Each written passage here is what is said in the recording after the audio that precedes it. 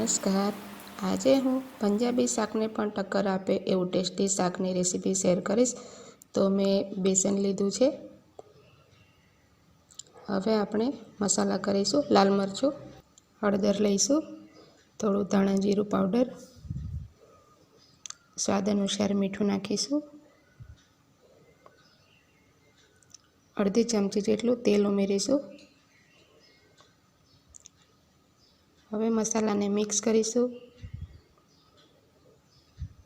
ત્યારબાદ આપણે છાશ ઉમેરીશું, મિક્સ કરીશું।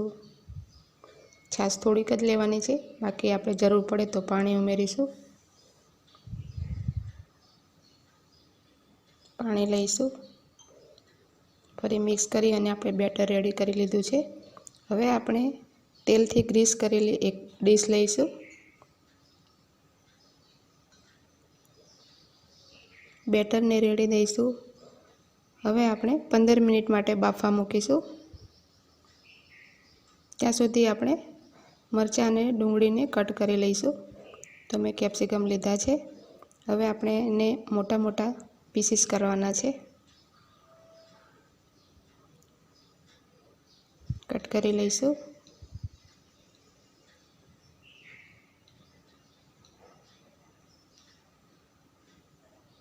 હવે આપણે ડુંગળીને પણ કટ કરીશું। એને પણ મોટા પીસીસમાં જ કટ કરવાના છે।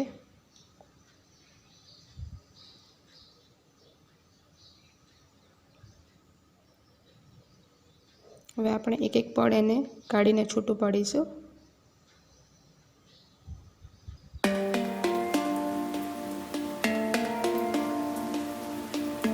રેડી છે।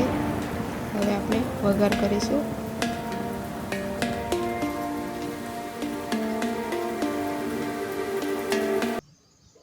કટ કરેલા વેજીટેબલ આપણે ડીશમાં લઈ લીધા છે। તો મેં એક કઢાઈ લીધી છે। કઢાઈ ગરમ થાય એટલે આપણે તેલ નાખીશું। ઘરમાં તમે જેવું ખાતા હોય એ પ્રમાણે તેલ લેવાનું। તેલ ગરમ થાય એટલે થોડી હિંગ નાખીશું। એક તમાલપત્ર નાખીશું, જીરું નાખીશું,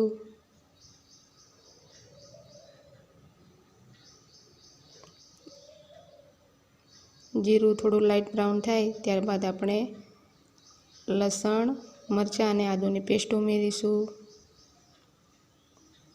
એને સાતળી લઈશું।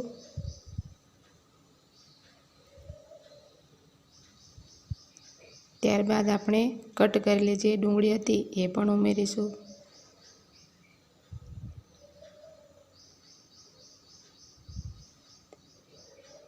અને થોડીવાર આપણે તેલની અંદર સતળાવા દઈશું।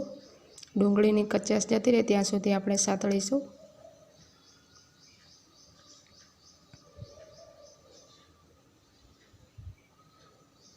હવે આપણે કેપ્સિકમ કટ કર્યા હતા એ પણ ઉમેરીશું।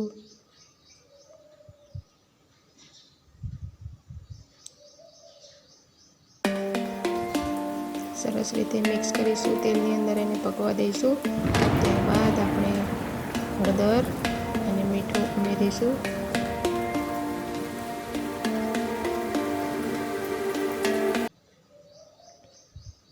ફરી મિક્સ કરીશું।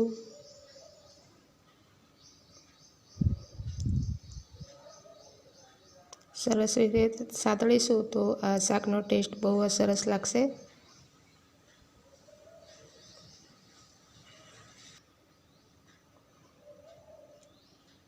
હવે આપણે ઢાંકી અને 5 મિનિટ માટે ચડવીશું। ત્યારબાદ ચેક કરીશું। ફરી એને આપણે એકવાર હલાવી લઈશું। તો આપણા કેપ્સિકમ અને ડુંગળી એકદમ નરમ થઈ ગયા છે।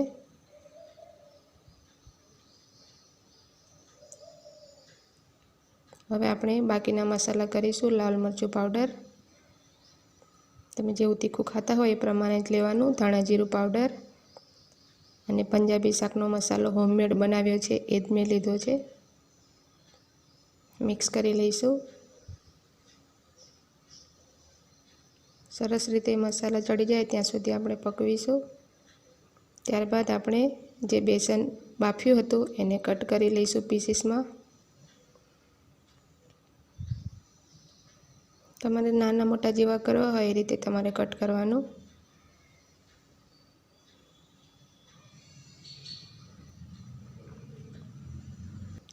પીસને આપણે કાઢી લઈશું.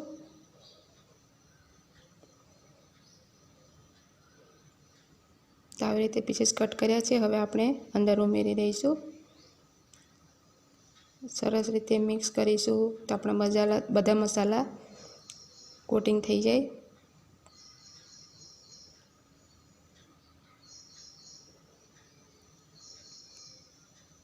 જો તમને મારી રેસીપી ગમતી હોય તો લાઇક, શેર એન્ડ સબસ્ક્રાઈબ કરવાનું ભૂલતા નહીં. હવે આપણે શાકને 2 મિનિટ માટે ઢાંકીને ચડવા દઈશું. તો 2 મિનિટ થઈ ગઈ છે. આપણું શાક રેડી થઈ ગયું છે. સર્વ કરીશું. જોયું ને આ ટેસ્ટી મજેદાર સબ્જી, તમે પણ જરૂરથી ટ્રાય કરશો.